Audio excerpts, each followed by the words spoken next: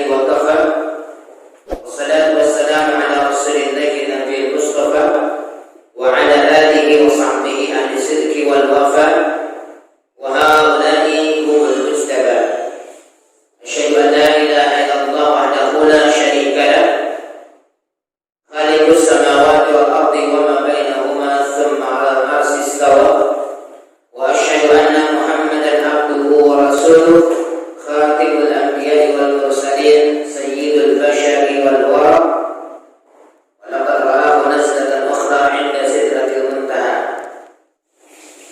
Alhamdulillah, bersyukur kepada Allah Subhanahu wa taala yang telah memberikan kepada kita nikmat iman, nikmat Islam, kesehatan dan kesempatan untuk senantiasa melaksanakan aktivitas-aktivitas produktif, baik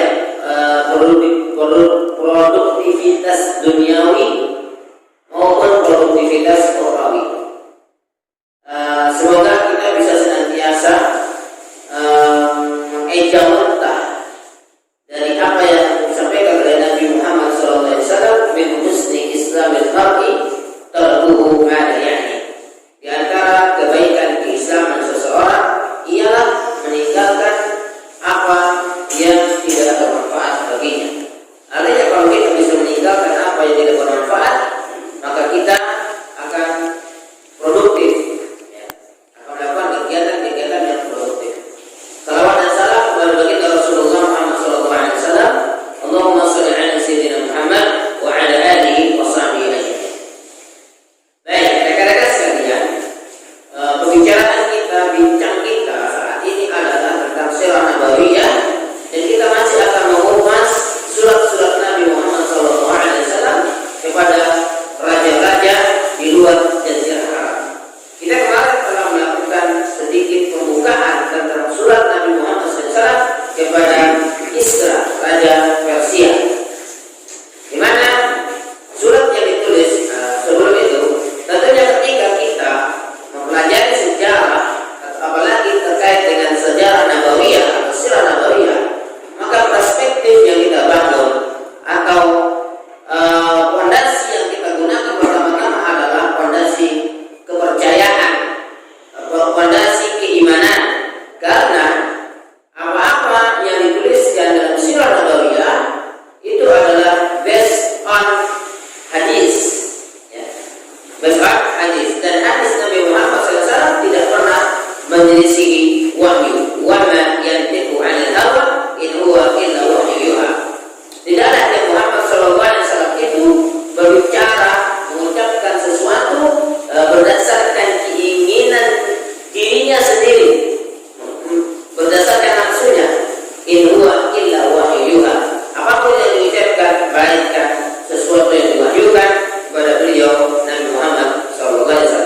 Terlebih ketika berbicara tentang konstelasi Islam dengan Persia, dari awal kita sudah pernah sampaikan di pertemuan sebelumnya, kelahiran Nabi Muhammad SAW berdasarkan riwayat-riwayat yang dituliskan dalam kitab Sirah menjadi pertanda, ya, api biara majusi yang 1000 tahun tak pernah padam.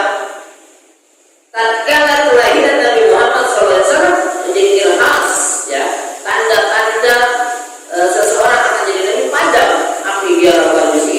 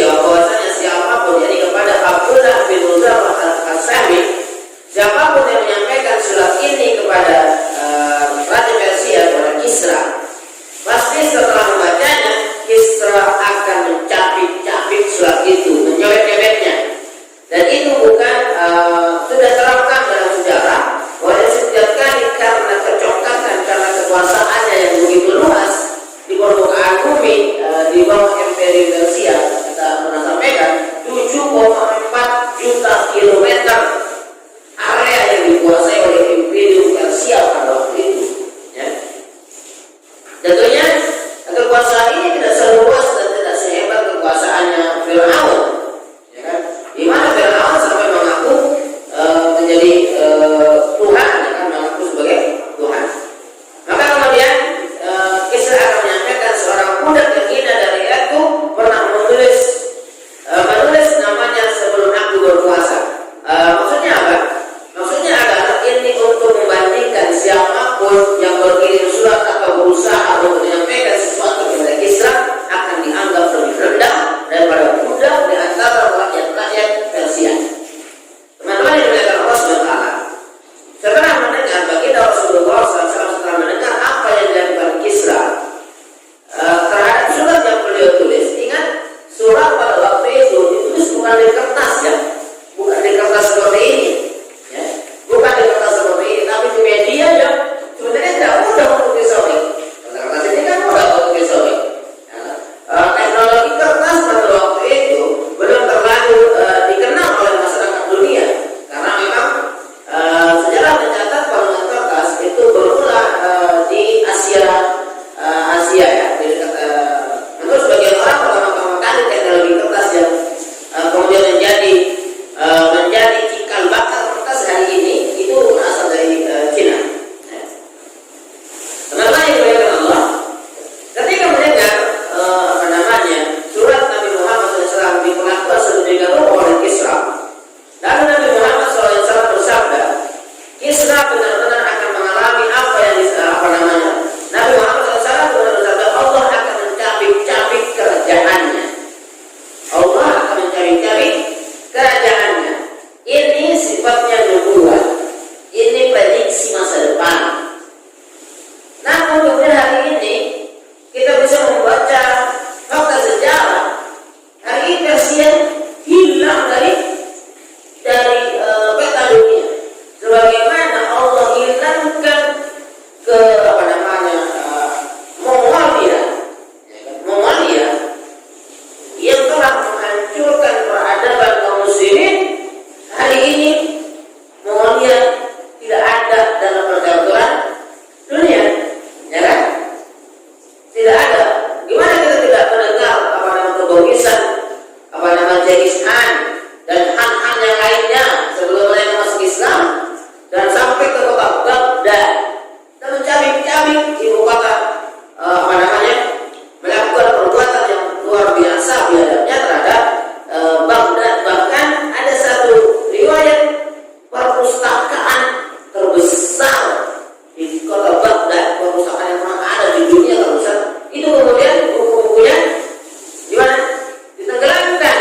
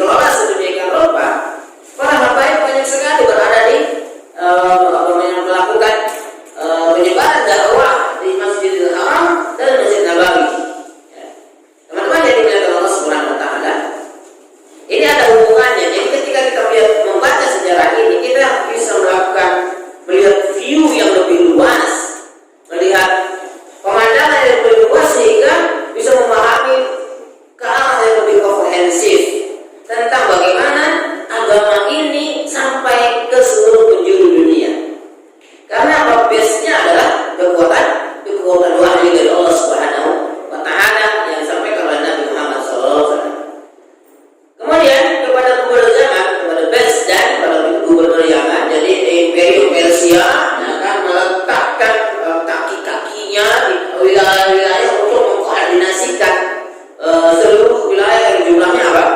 74 juta meter persegi berarti ya.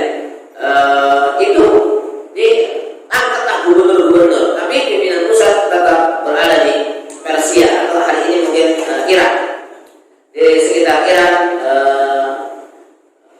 di semenanjung itulah ya, sekitar itu ya.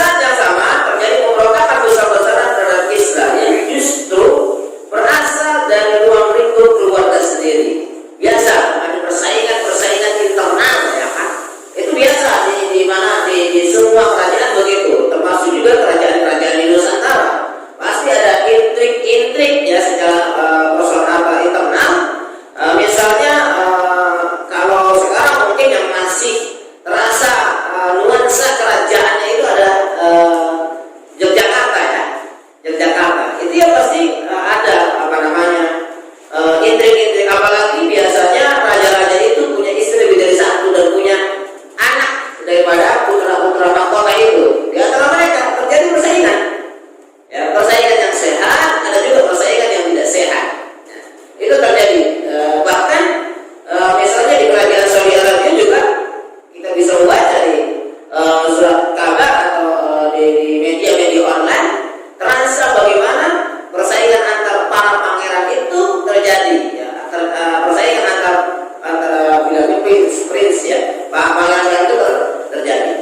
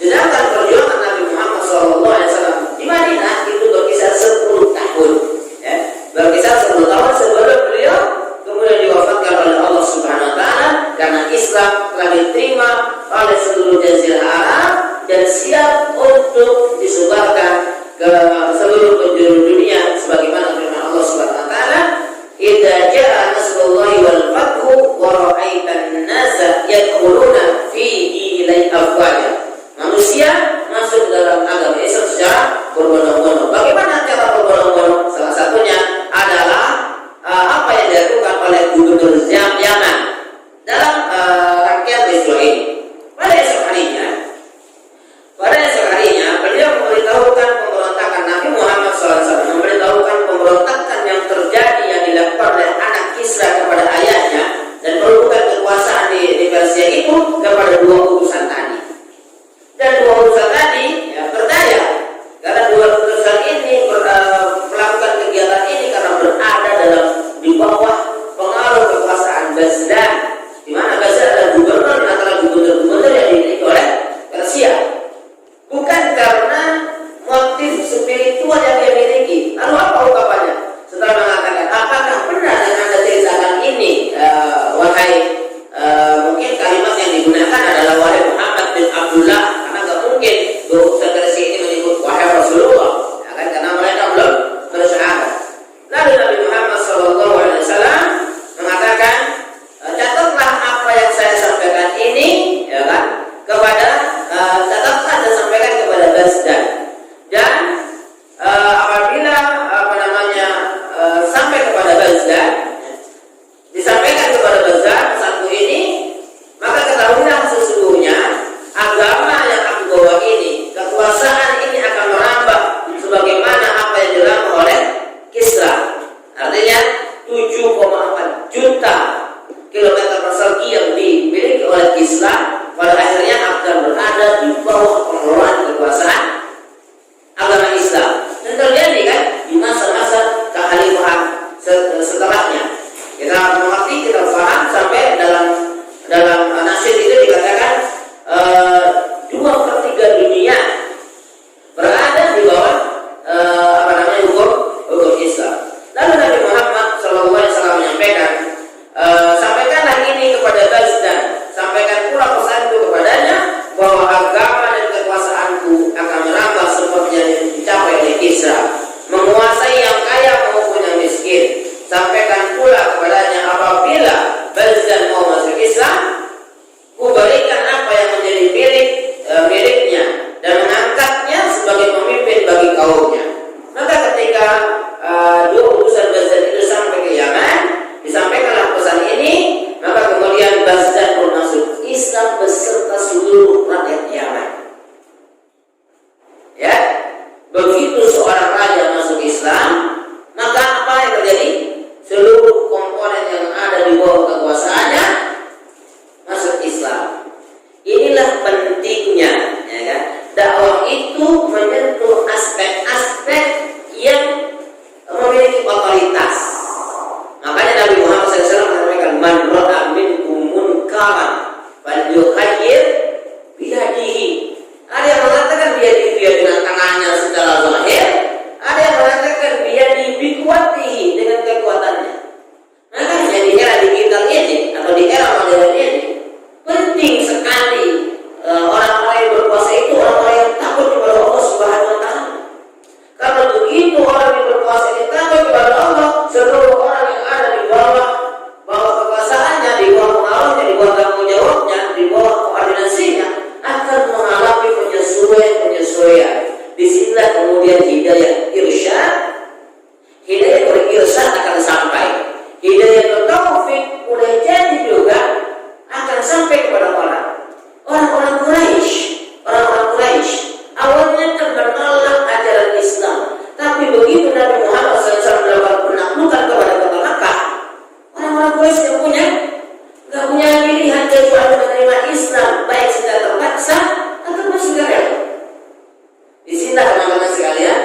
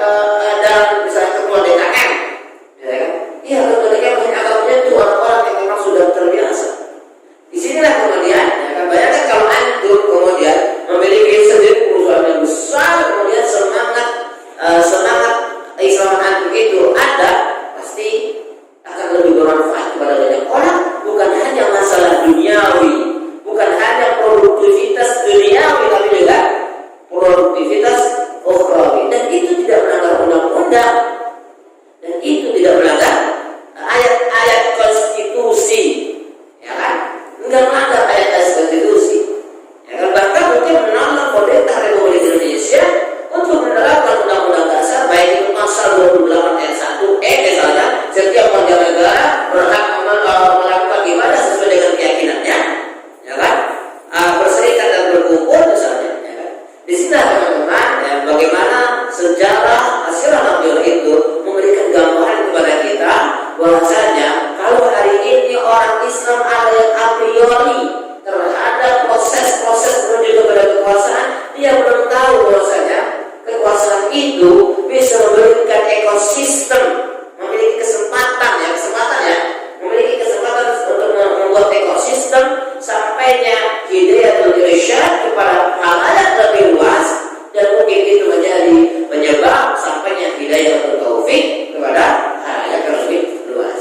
Maka semoga Allah Subhanahu wa taala sampai pesan-pesan baik ini, ya kan, apa yang dari kajian-kajian Sirah Nabiyullah ini, agar kita lebih komprehensif, lebih kafah di dalam memandang agama Islamiyah. Islam tidak hanya mengatur urusan kita dengan Allah Subhanahu wa taala, tapi juga mengatur semua urusan, baik disebutkan secara langsung ataupun dengan melalui kisah-kisah dalam Al-Quran ataupun hadis. Mari kita lebih produktif di dalam hari-hari kita, baik itu produktivitas duniawi ataupun produktivitas ukhrawi.